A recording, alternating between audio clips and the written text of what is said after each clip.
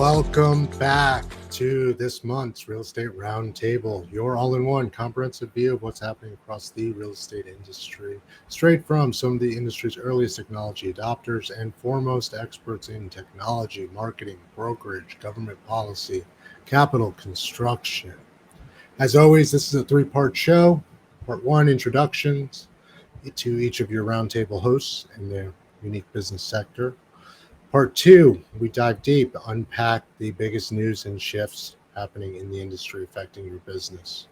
Part three, what you can do to outpace your competition. I'm Andreas, Senie, CRECollaborative founder, brokerage owner, and commercial director at KW. Joining me this month, none other than Saul Klein, original internet evangelist, and part of the founding team for what is now Realtor.com and Futurist and all things real estate tech. Saul, nice to see you as always. Likewise.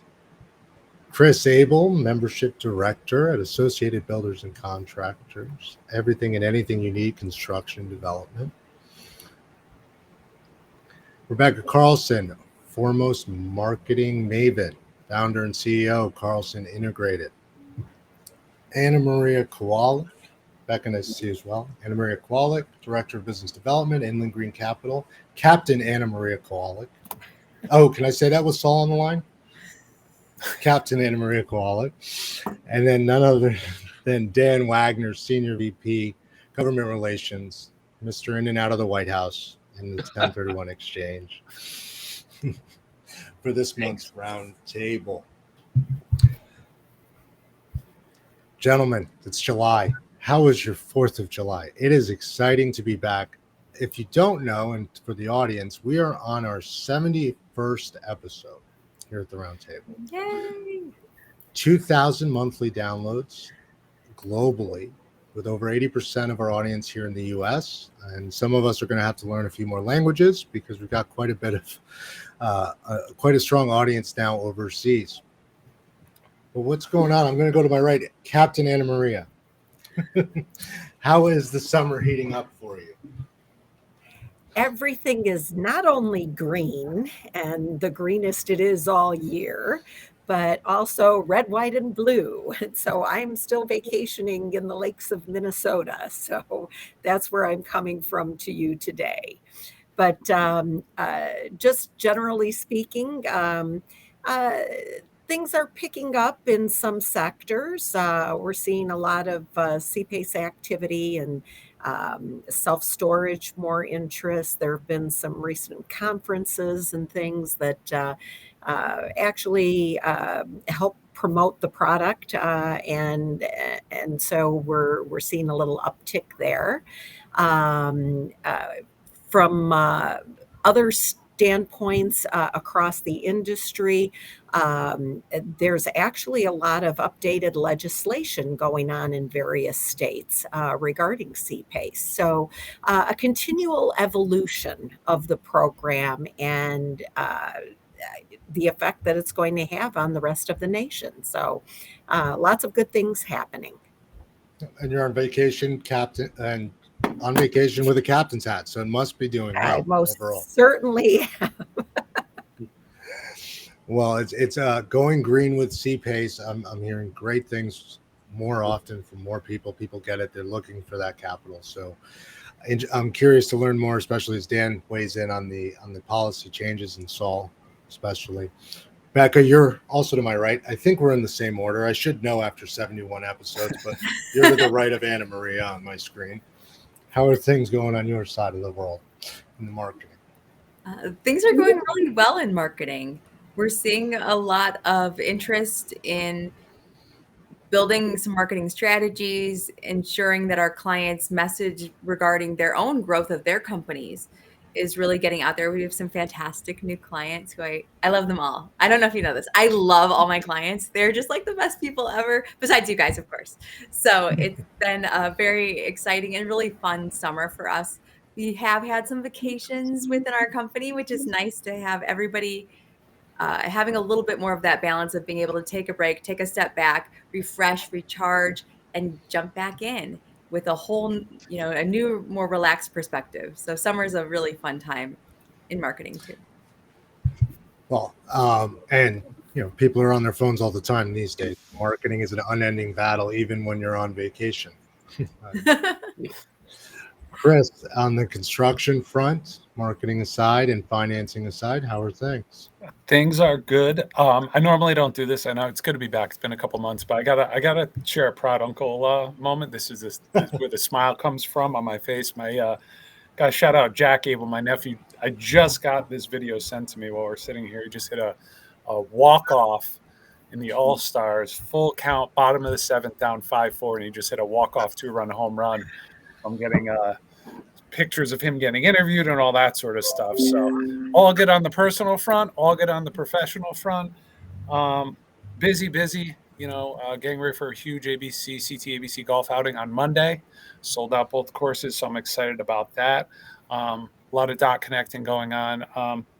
Labor shortages, the skilled labor shortage is just a big issue at this point. It's been a big issue. Obviously, we know that, but what I'm seeing now is some of these contractors, especially our subcontractors, getting out there and they're getting their hands dirty again, and they're just kind of trudging through the heat and trudging through things to try to figure out where they're going to find the next licensed electrician or licensed HVAC tech or someone in millwork. Or today I had a conversation with someone who's looking for somebody who deals with doors and windows.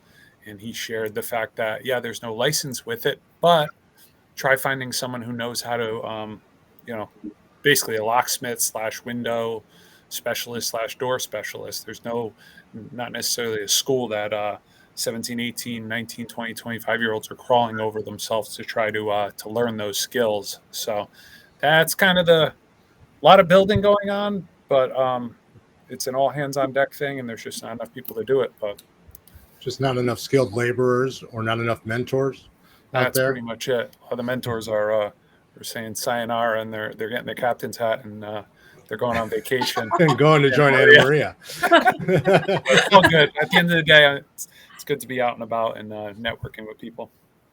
And so, Dan, what's the government doing? Where's the policy and the regulation to help on all of that? And then, Saul, I'm going to you on the tech side. More. Well, of course, keeping with the vacation theme, you see my fish is a northern. I went fishing in International Falls, Minnesota. I go every year with Mr. Goodwin. He's our chairman and CEO of Inland Real Estate Group. And we have a group of buddies that fish for, I don't know how many years. I've been fishing with them for 15 years, but it's been a blast. So everybody needs to get out and get your batteries recharged. So batteries are recharged, and we're itching to go. We have the exciting news about interest rates. What are interest rates doing to our commercial real estate world? Well, last year at this time, Inland was looking at 10-year fixed rates at 2.80. And this year, right now, they're over 4 for 10-year. And we're looking at the administration wanting to increase the interest rates, and that shuts down different parts of the economy, as you can imagine. It's harder for deals to happen. When we securitize commercial real estate, our goal is to give a return on investment, and the CDs being at 4.5%, that's a challenge. So you need to make sure to work extra hard. That's where we feel pretty confident in Inland that all of the many years that we've been working and putting in relationships, we're able to find off deals that are able to really work for our investors. But over the last, about 18 months, we bought $2.8 billion worth of real estate all around the country. About 50% of those are apartments, and we do sale leasebacks of grocery stores. We bought over 20,000 self-storage units, anywhere from New York, Massachusetts, Louisiana, Pennsylvania, Michigan, Texas, Florida, Wisconsin, Missouri, New Jersey. So all around. But the thing that keeps us on our toes are these interest rates, and that's a big deal. Also, with the regulatory world, we are very much keeping our fingers on the pulse of that. When you look at commercial real estate investing, a lot of different deals need to be done by accredited investors, and Some of the regulatory world wants to possibly take a look at changing that to make it a smaller group, which we think is the wrong way to go. We want to make sure to give people the opportunity to invest in America. So that's the regulatory stuff is always something that is below the radar screen that most people don't know about. But the commercial real estate world, that is probably the biggest issue, are the interest rates right now. So, but Saul is kind of like the guru, so I can't wait to hear what Saul says. Yeah, where? So if my piece is residential real estate, I can add to that conversation. It is interest rates. We have an issue with inventory. And one of the reasons we have an issue with inventory is, number one, we're not building enough, and we haven't been.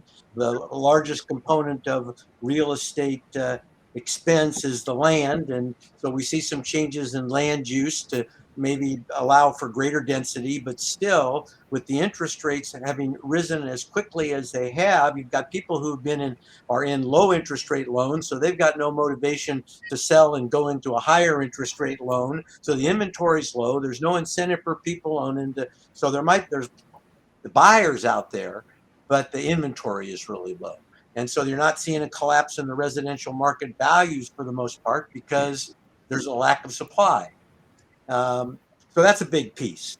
Another interesting piece, I think, if you've been following the Intercontinental Exchange, ICE, and its attempt to purchase Black Knight, which owns Paragon, which has about 250 MLS contracts, and this is a really big story. ICE has been buying components to digitize the loan process, bring costs down for a long time now, for over 10 years. Last May, they got an accepted offer to purchase Black Knight, ICE did, but the FTC stepped in and said, no, we don't want that to take place. And that's been pushed off. There was supposed to be a hearing here in July. That's been pushed off, I think, till September. And behind the FTC, I think, are the GSEs, Freddie and Fannie. They're not really interested in having more private capital come into the housing finance system. And so keep your eyes on the Black Knight purchased by Intercontinental Exchange. That's the company that owns the New York Stock Exchange. Because if that took place, that might help us on the loan expense side and on the interest side. On the data side of real estate, it's kind of interesting. A large broker in Ohio decided to opt out of something called IDX, Internet Data Exchange. And that broker is Howard Hanna. That's a big move. To be able to opt out. Now, there are NAR rules about opt-out having to be a blanket opt-out. You can't just opt out one brokerage firm and not opt out the other brokerage firm, because then you're inviting antitrust observation. And so they opted out completely. That's a big deal on the data front. About 2 weeks ago, I attended a Black Knight conference in Kansas City, and I got to look at all the new products, and that was kind of fun. Saw an AI product that has been around for a while, but I thought it was interesting. It's populating data fields with photographs. And so they go in and take a picture, and then the picture will populate. It knows what the bathtub, it knows the sink. So just real interesting use of artificial intelligence. And then, of course, it can write marketing pieces from that. So lots going on. Summertime. In the summertime, right? It's all sneaking by in the middle of the summer while everyone's at the beach. The spot market. Saul, real quick. So if somebody has a 3% fixed mortgage, they're not going to be jumping into wanting to sell and get into a 6% so they're holding on to it, even if they've outgrown the size of their home, right? Yeah, I mean, and so you see that. And you think about how many people got 3% or even less. Yeah. Even less. Yeah, that's a great place to be, Dan, right? 3% or less. And now people are saying you should sell your house. Well, now if I'm going to sell my house, I can buy something bigger, but I got to go to 5 or 6. I think I'll wait, because when I look at the news, I can't tell if interest rates are going to go up or down. Maybe they'll go down. Some people say they might go down at some point early next year. So there's this resistance. Right. And I think that affects the market. So your belief is people are sitting on the sidelines waiting for interest rates to drop. I think there's no great incentive to jump now, even though you've been in the game and you've been in the business long enough to see interest rates 2007 much higher, 93. Money was free for the last 10 years. 3% is a Exactly. gift. Yeah. So people are sitting on that 3%. There's really not a lot of incentive to move into something higher, to double your payment. Right. I mean, it's just because there's so much uncertainty. So I think that and lack of building then creates this shortage, and that's where we are. Well, Chris, you can build it, right? Yeah. We just got to find some Only people to do it. That's all. But gotta find the people, though. what you're saying, as far as I know on the even on the residential side, that's been something even in my personal life where it's kind of kept us from making any sort of move. And I had an interesting conversation with somebody last night, kind of in the same boat that my family is in, where you're really starting to, there is no real incentive to go buy bigger and pay a higher interest rate. So instead, I found that we're starting to look at why were we going to move? Okay, we're going to move for better education. We're going to move for this. We're going to move for better schools, obviously, these different things. So you're trying to figure out other ways to solve those type of problems rather than, uprooting family and uprooting businesses and uprooting and moving into a different area, it's interesting to kind of look at things in that perspective of like, all right, well, don't like what's going on in this area, don't like the school system. How do we figure out how to, do we move or pay a higher interest rate somewhere, or do we look into, private schooling or this? It's very interesting to kind of navigate things right now. Well, and on the commercial side, for example, to your point of, having a hard time finding people to do the work, Yeah. I'm having a local problem with trying to find solar vendors, solar contractors who are willing and able to get the supplies required, and and so jobs aren't getting done as quickly as they could be. And so if there are any solar vendors out there, feel free to contact me, because we're looking for reliable installers, people who have knowledge of projects, because the CPACE financing is there, and there's no better time for CPACE financing than through these higher interest rates, because we can offer more and better for a little bit lower rate. Sure. And, the Fed last month pausing doesn't really mean anything, because they already sort of threatened that they're going to be, raising rates again at least 2 more times the remainder of this year. So we've still got a lot of waters to navigate here that might be a little bit tipsy or whatever. Well, But, and you just don't retrofit buildings with CPACE, right? You also can do new construction. Oh, absolutely. So existing buildings, I mean, that's what it was originally intended for.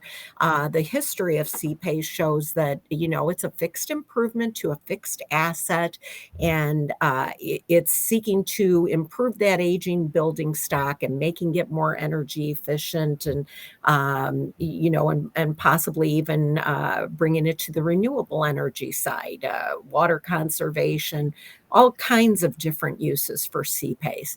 But over time, it's evolved into a great partner to fill that gap in the capital stack on new construction.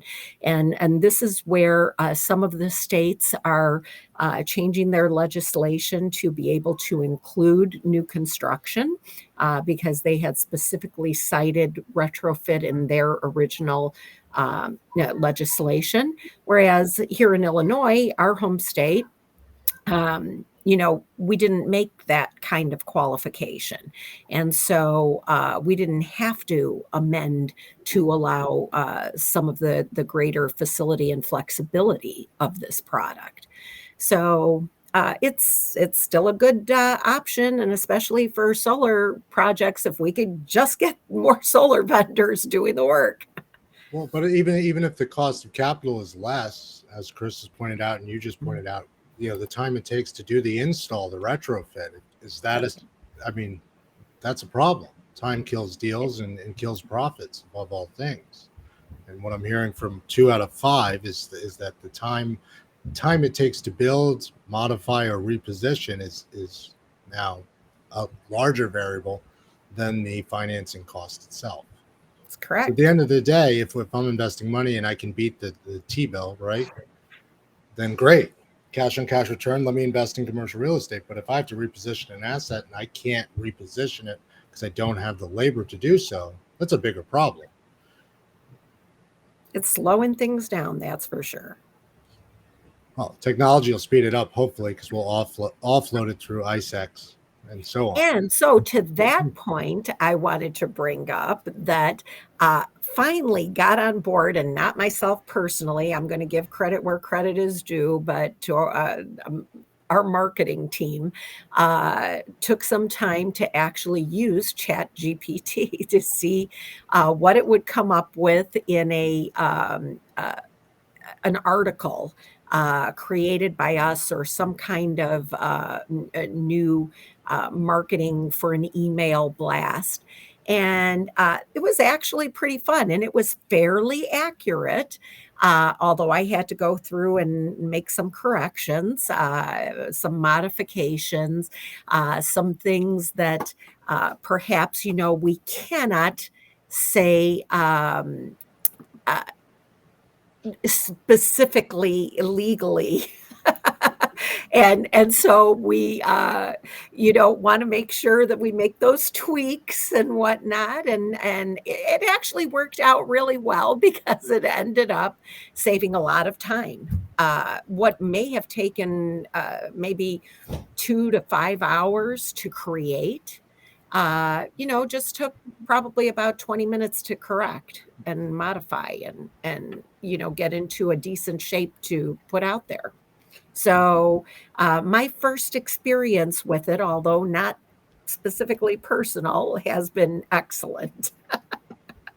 I think you're going to find it gets better and better because you'll just get better at knowing how to frame your questions. Mm-hmm. And you're right. What it does is just saves time. It's my favorite go-to search now. Mm-hmm. Because instead of going to Google and searching and then figuring out which are the ads and which are not the ads and then clicking and reading, I get a summary and I know what's right and what's not correct. But you're right, it takes some time. Yeah. But boy, it went through, let's say, 1,000 books or articles for me in a short period of time and brought it back and then let me do my thing with what's there. I love it. Well, I mean, that brings up a great point with AI. Chris, you mentioned schooling, right? So moving into a neighborhood with a great school. Well, if my child has an AI assistant that's there to teach them one-on-one and to educate them, is being in that neighborhood with the best school as important when they're going to have that AI assistant anywhere? It's a good point. I guess it depends what's going on in the school, because a lot of it's not necessarily education based either. A lot of it is what's actually just going on in the schools. But yeah, no, I totally understand that.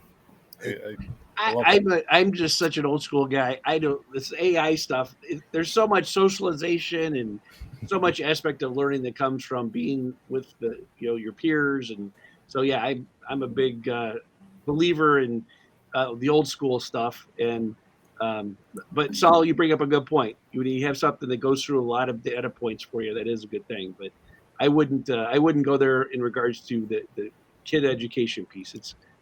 Well, I don't know that it would be as effective enough, or there would be maybe too much information that's kind of like on the border of being misinformation or whatever.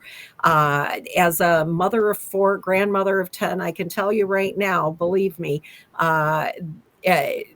what Dan is saying about socialization, about, and Becca, I'm sure, will concur that there's nothing like going to a good school in a good school system. Absolutely. And so real estate is always going to provide that function. So back to location. And to be clear, ChatGPT is Wikipedia, not Britannica. It hallucinates. It can lead you down a bad path. It is trained to sound intelligent. We've all had someone in our lives who uses bigger words. like more better, just because they think it sounds right. Well, ChatGPT is trained to sound intelligent and eloquent. Doesn't mean it's right. But give it a little time. Now we're talking about something we weren't talking about a year ago. And so you give it a year or 2 or 3. I heard the other day that a major college now is going to have a whole course taught by AI, by, and then, right. So that's kind of that's a move. It's going to, again, it takes time to socialize stuff. Like I was looking at the first video that was ever done on Realtor.com. I did it. I was using black and white acetate overheads. I was telling people what you needed to be able to utilize this system built by that was going to be on the internet, and then the proprietary network built by the National Association of Realtors, RIN, it was called, the Realtors Information Network. What you needed was a 486 computer, 8 megabytes of RAM, and about 500 megabytes of hard drive memory. That was it. That was state of the art, cutting edge. It was less than 30 years ago. So one of the things about AI is it also teaches itself. And so we're going to find imagine, Dan, you talk about the data points. Imagine a doctor who looks at you and they've got data points and they analyze what's wrong with you. And then they tell you, what if they could put your symptoms into something that could analyze a lot more than they ever could to help them make their diagnosis? So there's all kinds of things we really haven't gotten to with this at this point in time. And it's just kind of fun to watch. At this point, we're all just kind of playing with it. But I think there's going to be great use for it as we kind of move into the future. And I was talking to another friend who's a real estate instructor, and I've known him since elementary school. Just a few years ago, Saul. Yeah. He called me today because he's been teaching real estate classes, and he says, and he's younger than me, he says, is it, when you're 73 years old, is that too old to be teaching real estate classes? And my response to him was, it depends on whether or not you like teaching real estate classes. Because if you like it, then there's no age having anything to do with it. But if you don't like it, then you shouldn't be teaching real estate classes. And his response was he doesn't like the students, and not that he doesn't like them personally. And I kind of found this true too. I participate in a group on Facebook for people that want to study to take the real estate exam. I can't believe how many people say I flunked the exam the 3rd time. I flunked the exam the 4th time. When I was teaching real estate principles, people would pass the exam on the 1st try. I mean, so what's happening to the students that want to now take it online? They don't want to take the live classes. The live classes are shrinking. And are they able to absorb as much with some of these new, methods of learning? I'm not sure, but I'm not sure that the student is as well equipped to do some of the things that we used to be equipped to do.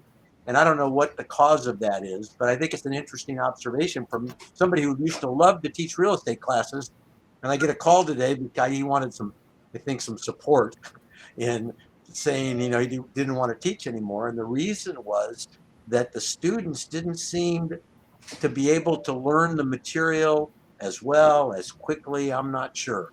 Well, thank God those students fail, because we want the best people that are out there to be working with clients and not making the real estate industry look bad.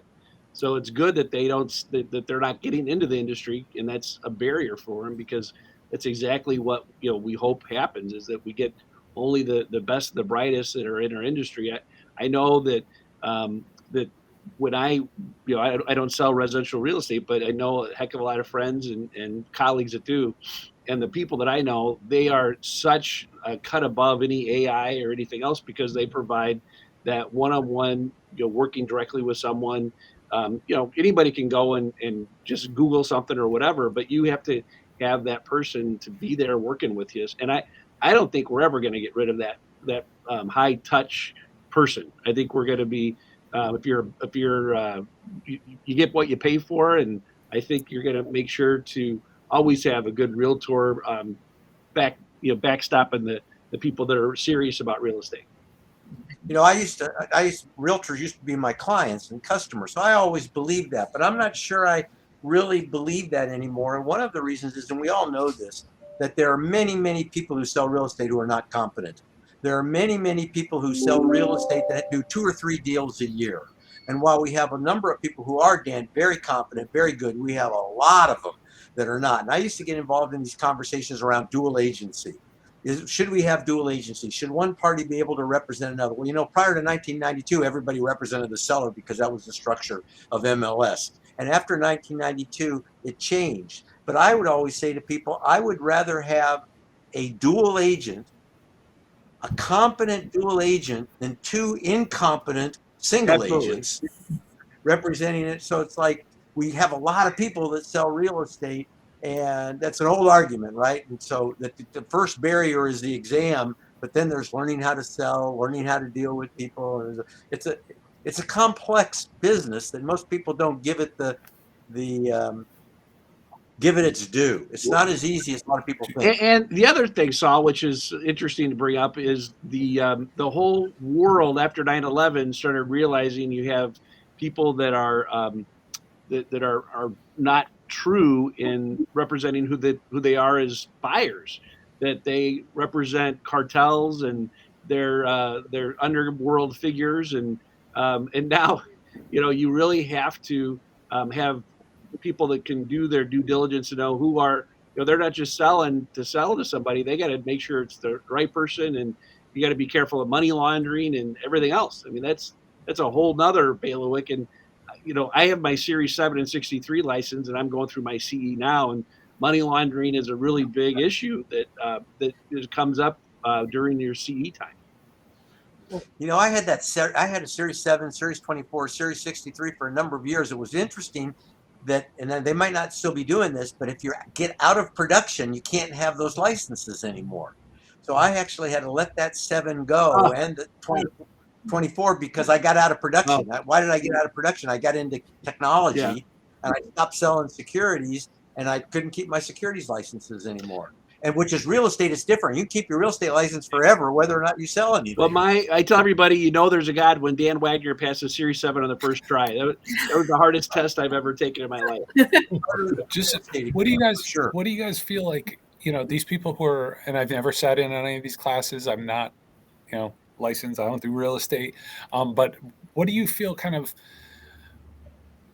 you can, like, is it material? Is it the fact that some of these people think that it's going to be much easier than it is? Are they trying to get in because they hear how much money you can make? Is it that they aren't cutting the mustard in some other thing? Is it, I see Saul kind of nodding. I'm assuming it's a combination of all those, right? All the above. Yeah.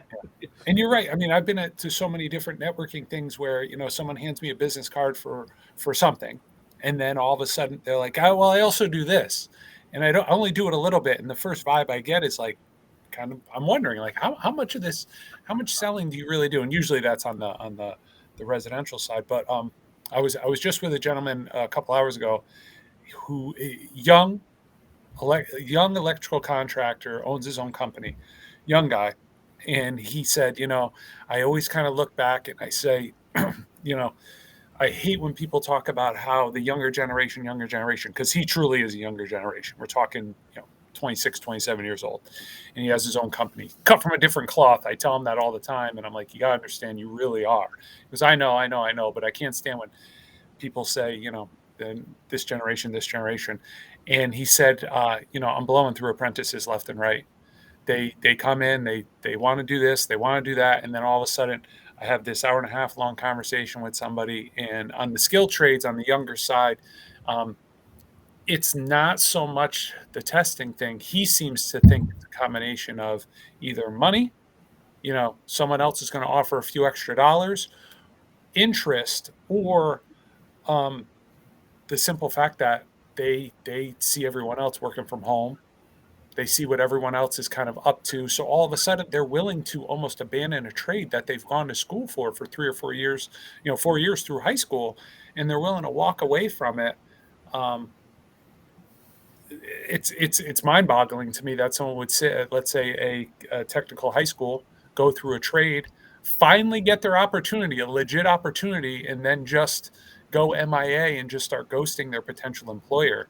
You kind of wonder what is going on in those schools and in those guidance departments and within the educational system in regards to what are they being taught about, I don't even want to say work ethic. I'm just talking about more manners or just Well, you're talking about life Protocol. planning. Yeah, or yeah, career yeah. planning. You're starting off. I can't say that I didn't, start some of my early career stuff off, which wasn't career job stuff, where I didn't do things the way I should have, you know.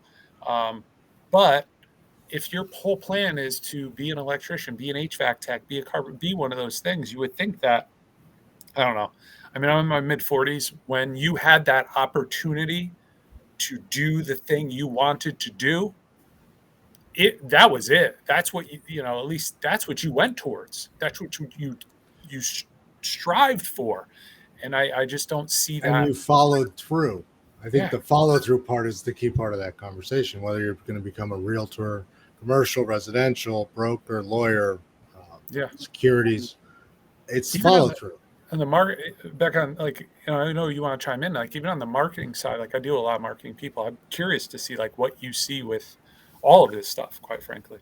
Well, I have a couple of things I do want to speak to. One of which is, I don't know if anyone else has seen, but Martin Orchid has commented on Facebook a couple of times, and he's 78 and he teaches real estate. And he actually is my mentor, and really the greatest, one of the greatest encouragements in my life. He calls me daughter number 5. I'm number 5. The neatest thing about Saul, you teaching, your friend teaching, Marty teaching, is that you're willing to impart fundamentals that have been consistent and concrete for literally decades. And those decades of experience are something that our generation, and I'm Gen X like Chris, and then millennials, Gen Z, they desperately need that context to the businesses that they're running in real estate, in particular in the trades. And we all now get to start taking on that mantle of training the next generation. So as baby boomers are starting to exit the workforce, I think that there's this gap, and I, in some ways, blame my own generation. Like, we have a generational gap that we're still expecting the mentorship and expecting the leadership and guidance to come from people who are rightfully retired. So we need to step up. We need to see what we can do to teach and learn from our mentors, carry on that mentoring to the next generation. And how learning is done now is so dramatically different than it was.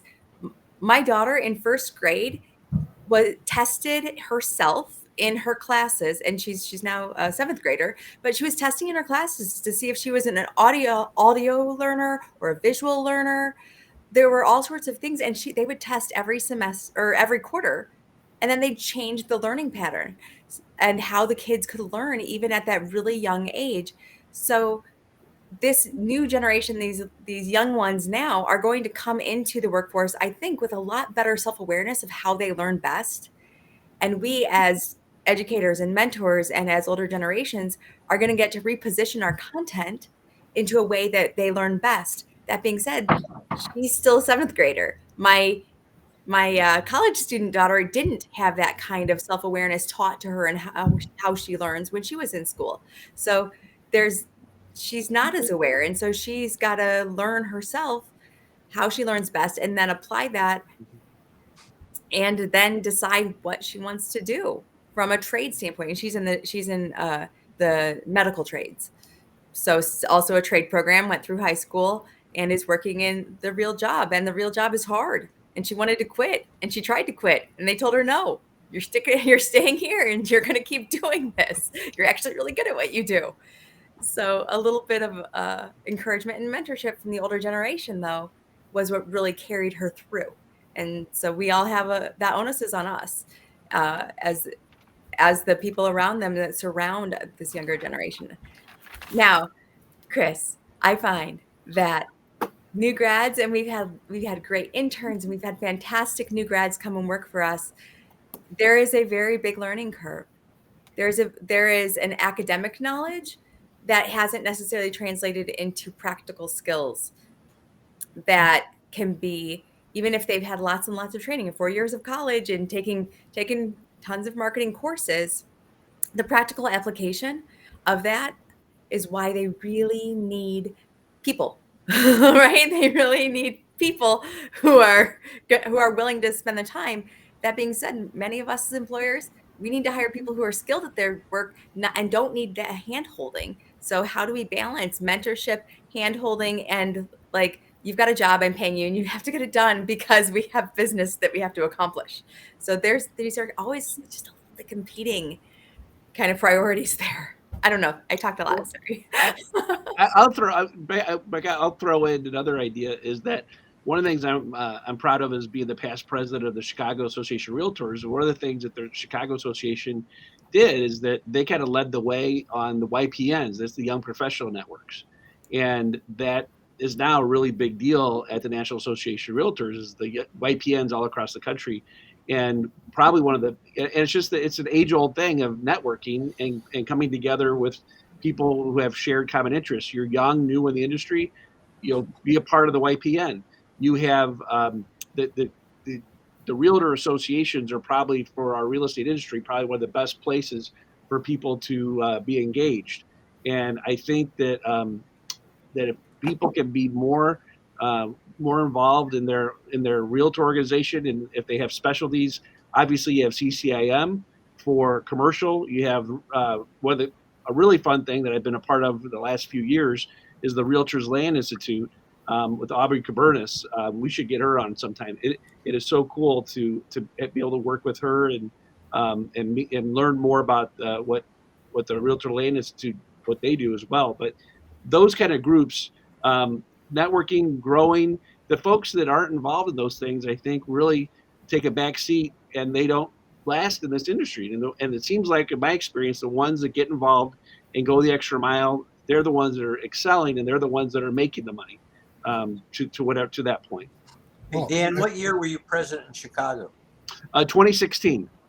I was president in San Diego in 1993. Oh my gosh. Now, and back then, when we were introducing technology, same thing as today, we call them YPNs, but we had studies done. The National Association of Realtors did study, and we had what they call young lions, okay, established professionals, and laggards. And this was actually the three categories. It's kind of the same thing, young professional. We call them young lions back then. And I agree with you 100% that people don't get it. A lot of people, they just don't realize the value of organized real estate. They don't understand the value of belonging to NAR or your state association or your local association, that if you participate, if you join committees, that you meet people, you get experience you'd never get, you get opportunities to lead people, you get that feeling, you get to feel what it's like, and so you become more committed to a career, and so you don't beg off as easily. But I get frustrated when I see some of the conversations that take place in social media. People don't have a clue about the value, and all they can do is complain about NAR never does anything for me. Well, if you look real hard, you'd find out that private property rights are critical to real estate. They're critical to your customers, and NAR does better than anybody in protecting these things. And people got a lot of nerve when they don't know. It's like, not always right, but never in doubt. And you got these people, right? And they just don't understand. And if they participated, it would help them in their career. They have no idea. Well, it's often how the realtors help, like, Chris's business with building and everything. You have oftentimes the realtors are working in concert with all the building trade associations, and then we all come together, and it's this really family of folks that are defending these private property rights, because there's always a politician that sees our industry as the piggy bank. And when you have, like Chicago, when you have just in Crane Chicago business, there was a downtown office building that sold for 42% less than what it was purchased for 6 years ago. I mean, that kind of stuff just is because of the taxes and the crazy crime stuff. So the politicians have to wake up, because that's what we really need to do to understand how we can make real estate a better place. And it's really all encompassing, and it's so holistic. It could take too long for what time we have left to get into it, but the holistic part of this stuff is a big deal. So we Well, talk, and to Becca's point, she was starting to talk about some of the mentorship and all. I just want to acknowledge all of the comments that are coming in on from Facebook and YouTube, and people who are presently watching and making comments, and that look like they could, use some additional assistance. I'm sorry, but we can't respond directly to you. Or Reagan, I don't know how to respond to them. But Robin, your question regarding CCIM, I was just together with a CCIM group this past week, and here in the Chicagoland area, and I thought it was a national initiative. They're getting into some new mentorships, and there are some really great people. And so, if you contact and connect with me after this, I'd be glad to introduce you to some people who would be more than happy and willing to be mentors, and that are exceptional people with great experience. Because the So mentors are out there. The they point is the are mentors out are there. out there. They're at NAR, they're at CCIM, they're at SIOR, they're in these associations everyone's alluding to. And to the earlier points brought up by the group, barrier to entry, getting your license didn't teach any of us how to work in real estate. It was just a barrier to get started. And we had to be taught and trained. Most of us were lucky enough to have mentors. For those that think they don't need a mentor, look around. This economy, the headwinds in the economy, all the riffraff are going to drop out. I was licensed in 2007. It's fantastic because all of the glorified locksmiths that the group alluded to that don't really work in the business at an unparalleled level, they all fall away because it's really actually quite hard to do this business, to be a broker. So finding those mentors, and thank you, Anna Maria. Robin, thank you for those comments. Emmy, kids have a lack of commitment. Thank you. And others. Sorry to jump in there as we get to the top of the hour. But Chris, outside of the trades, outside of policy, what else can we do? I mean, we've each got, I'm looking at this group, 10 groups of 10 we employ or more under each of us, or are in a division of more than 10. We all take on mentorship roles, Saul included. Saul's been teaching MLSs, 600 different MLSs across the course of his career, walking around. How do we get the next generation to pay attention and actually engage with mentors?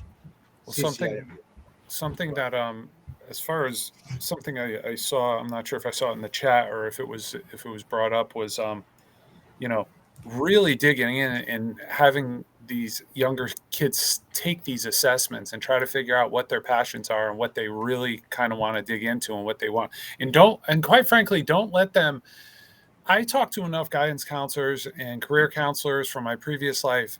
Listen, don't let a kid come in and say, I want to be an influencer or a gamer, and let them just walk out with, oh, here it is. I want to be. And I'm not saying that they can't be to a certain extent, but one thing that I push, I had the opportunity a couple of weeks ago to sit down for a coffee meeting, and the gentleman I sat down with, powerful player in the Hartford area in regards to commercial real estate development, brought an intern with him, and I loved it because I was able to just communicate with the intern, and I could tell the intern was trying to chime in, and I could tell there were certain things where he was trying to talk his way, out of a wet paper bag type of situation. He was just agreeing with everything we said, ensuring us to death.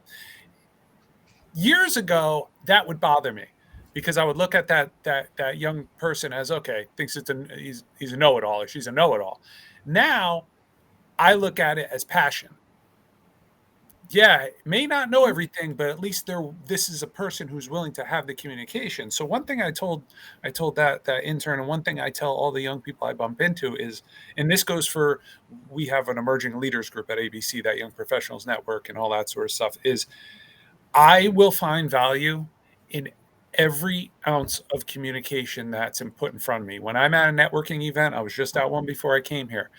I walked in, the person I knew basically passed somebody off to me. I could tell they passed them off to me, but I'm like, you know what?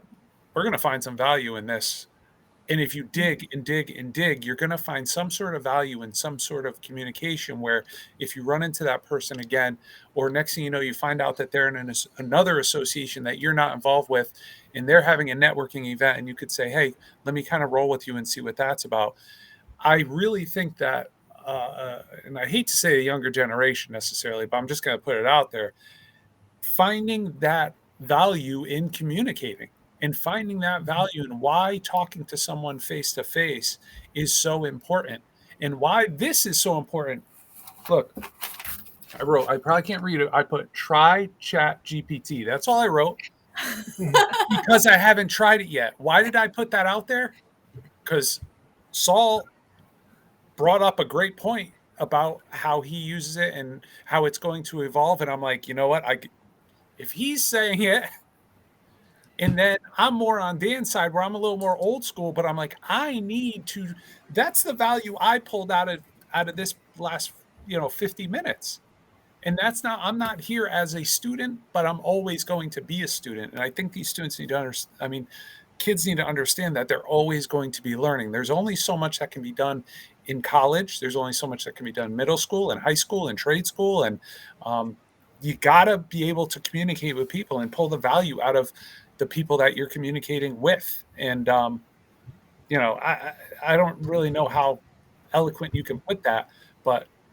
And communication is huge. Yeah. You're absolutely on point, Chris, because one of the biggest questions I get asked all the time is they start out with first a comment that, oh, well, I'm afraid to talk to people, and I walk into a room and I don't know how to approach people.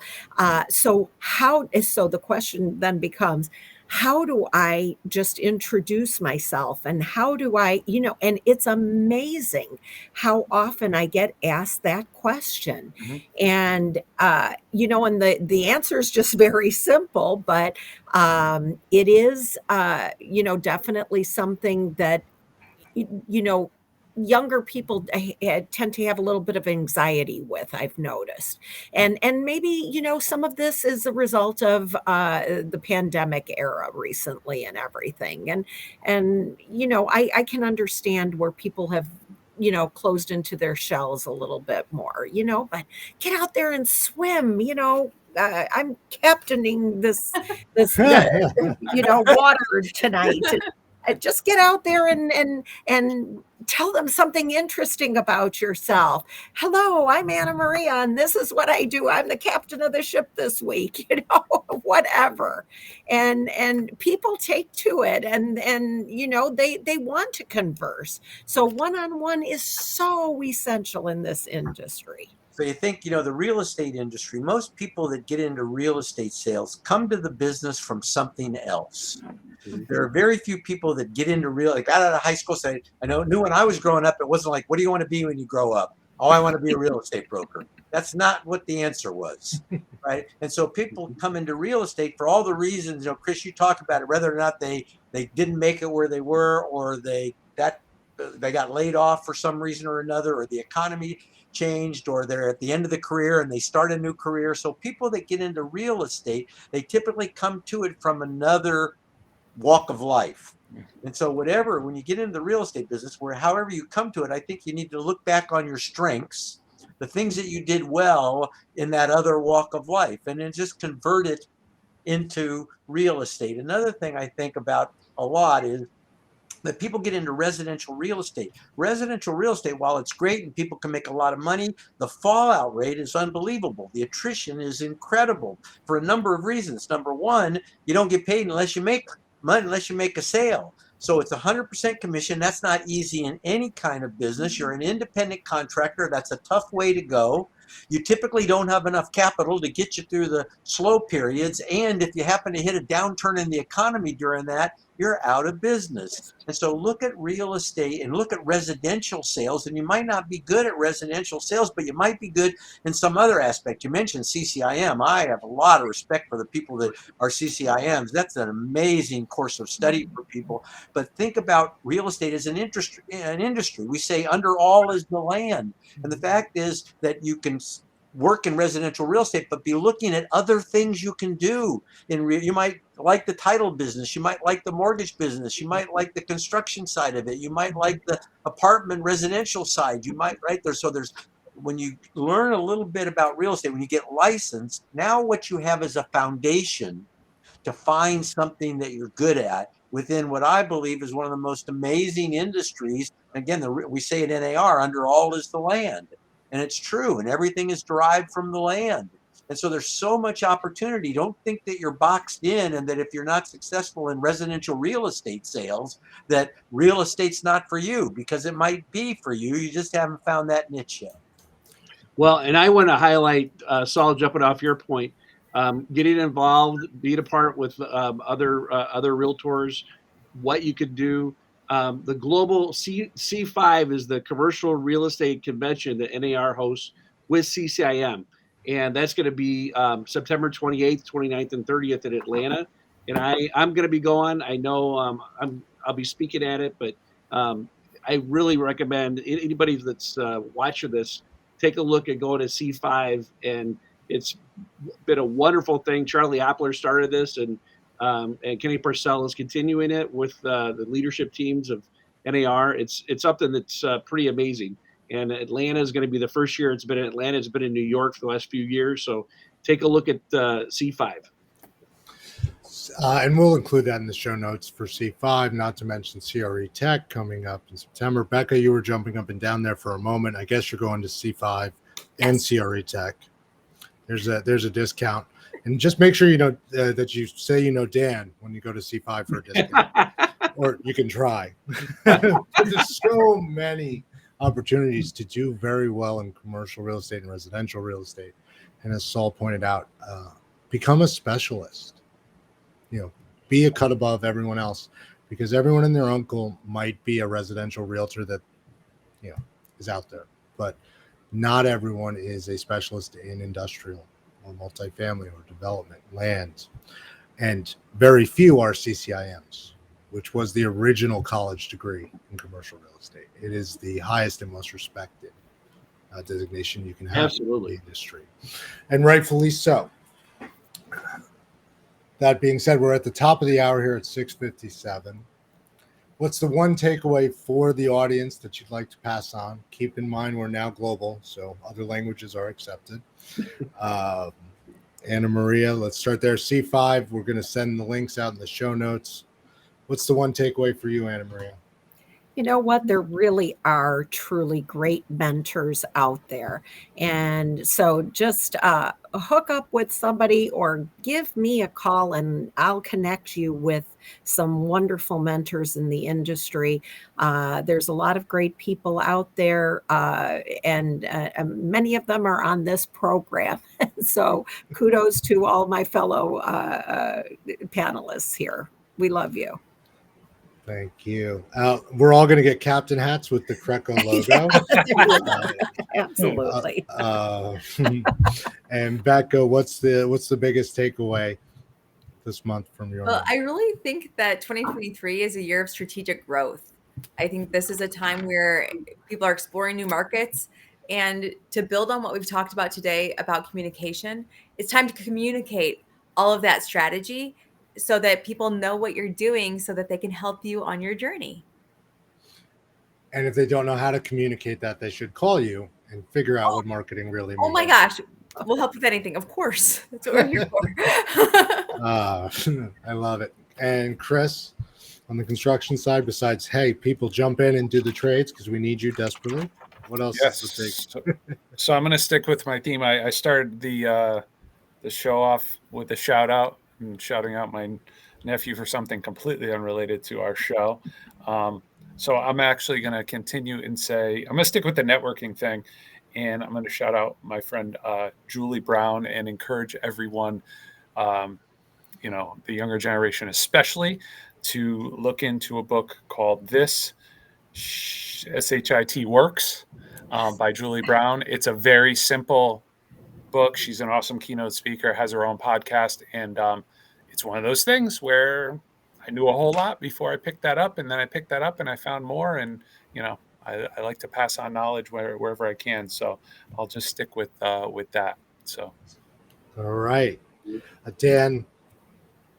So obviously C5, come. I do want to highlight that I'm a little bit old school. I think that hard work outpaces intelligence sometimes, or book smarts. So hard work is something that will always get you through. And so old school networking, old school being involved with NAR, your state and local associations, that's the way to go. Ask for the help will be there, and persistence over, just keep moving forward. Yep. And Saul?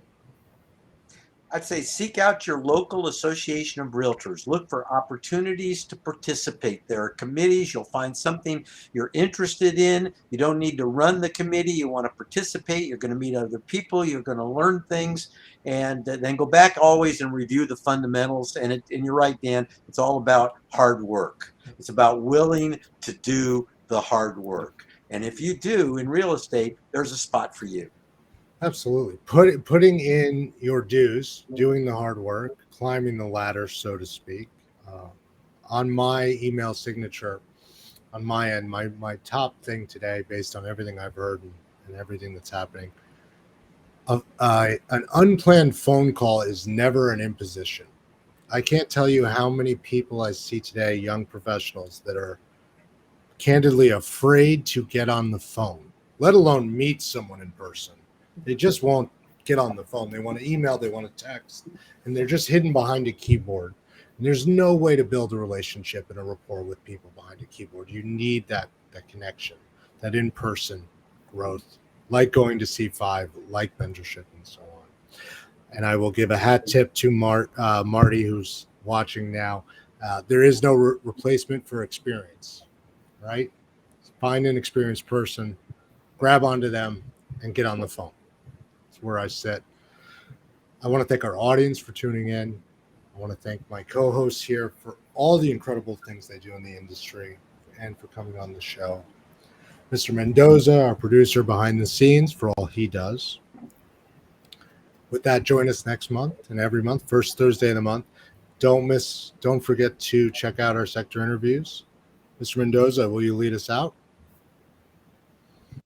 For tuning in to the Real Estate Roundtable, powered by CRECo.ai, your source for the latest in real estate and technology. For past episodes, sector interviews, and more great content, follow us on all social media and YouTube at CRECollaborative. You can also find us anywhere you listen to podcasts. Please like, subscribe, and share. It really does help. Thanks again for tuning in, and we'll see you at the next Real Estate Roundtable.